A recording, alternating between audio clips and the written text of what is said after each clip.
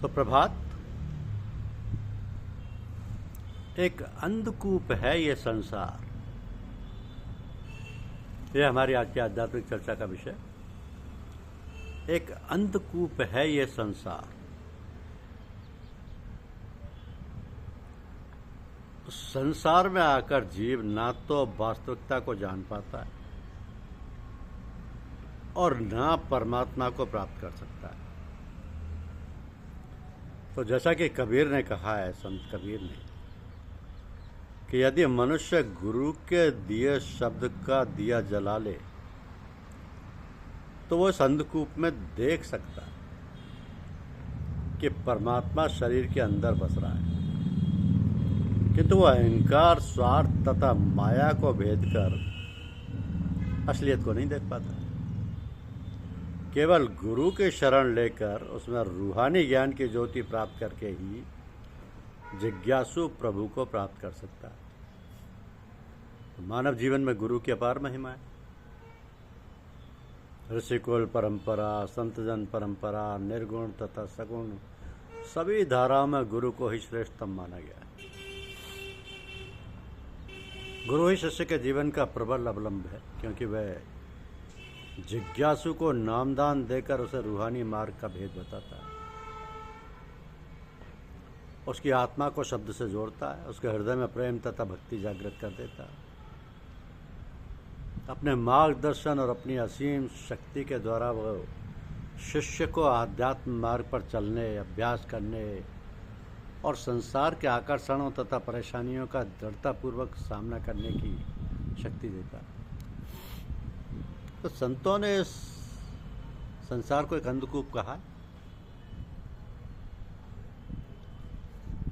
कबीरदास जी कहते हैं कि गुरु गोविंद दो खड़े काके लागू पा, बलिहारी गुरु आपने गोविंद दियो बताया। गुरु को गोविंद से श्रेष्ठ बताया, क्योंकि गुरु ही गोविंद के दर्शन कराते हैं, ईश्वर की सर्वव्यापकता का आभास कराते हैं। वस्तुतः गुरु नाम परमात्मा का है। गुरु परमात्मा का ही प्रतिनिधित्व करते हैं।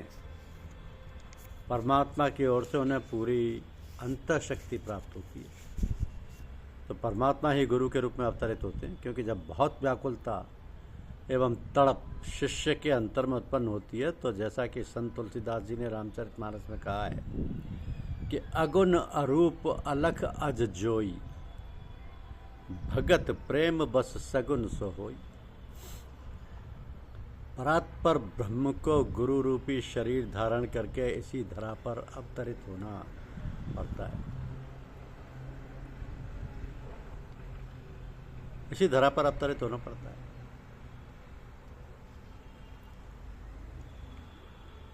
तो निर्गुण निराकार सर्वव्यापक होते हुए भी मानव देह धारण करके निर्बाध अथक श्रम इस जगत में निरंतर करते हुए संत की दीप शिखा से हम सबों को अवगत कराते हैं गुरुदेव। गुरुदेव के समक्ष सब कोई जा सकते हैं, अपने कष्टों और दुखों को उन्हें बता सकते हैं और अपने उद्धार के लिए उनसे प्रार्थना भी कर सकते हैं, और उसकी सुनवाई भी होती है, सांत्वना भी मिलती है और सारा बोझ हल्का हो जाता है। तुलसीदास जी ने रामचरितमानस में प्रभु के सम्मुख होने के संदर्भ में कहा है कि सन्मुख होय जीव मोह जबई, जन्म कोट अगिनासई तबई। गुरु के समान संसार में कोई निकटतम सगा संबंधी नहीं है, क्योंकि गुरु शिष्य के दोषों को ढूंढ कर उन्हें दूर कर देते हैं तथा ज्ञान देकर उसे जन्म मरण के बंधन से शीघ्र छुड़वा देते हैं। इतना ही नहीं, गुरु के गुणों की अपार महिमा है तथा उनका गौरव भी असीम होता है। वो ज्ञान चक्षुओं को खोलकर असीम ब्रह्म के दर्शन करवाते हैं। इसलिए कहा गया है कि अज्ञान तिमिरांधस्य ज्ञानांजन शलाक्य चक्षुरुन्मीलितं येन तस्मै श्री गुरुवे नमः। इस जगत में गुरु के समान कोई हितैषी नहीं होता है, जो शिष्य का हर क्षण ध्यान रखते हैं।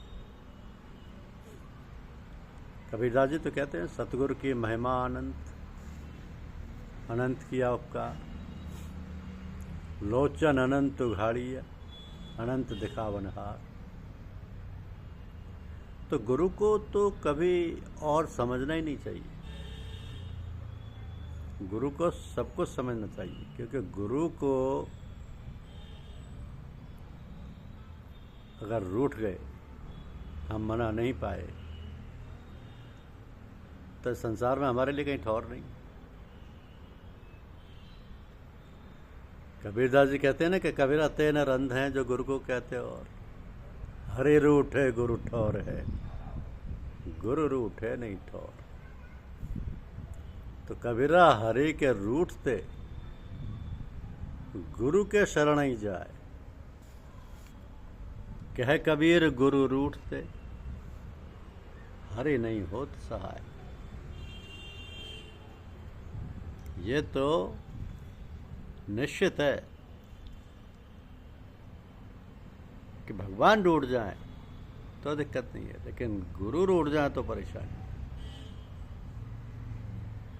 जो गुरु का निरादर करते हैं वो करोड़ों युगों तक रौरव नरक में पड़े रहते हैं।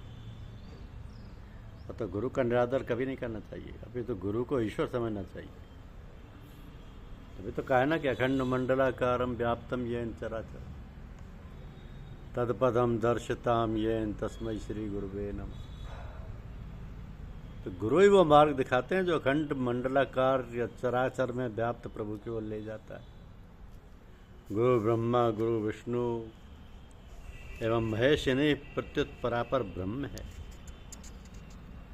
गुरु तो परापर ब्रह्म है। गुरु वह सूत्र व कड़ी है जो हृदय में स्थित परमात्मा के दर्शन करवा सकता है। तुलसीदास जी कहते हैं कि गुरुदेव को मानव शरीर में साक्षात पर ब्रह्म ही माना। बंदो गुरुपद कंज कृपा सिंधु नर रूप हरि, महामोहतम पुंज जासु वचन रवि कर लिकर।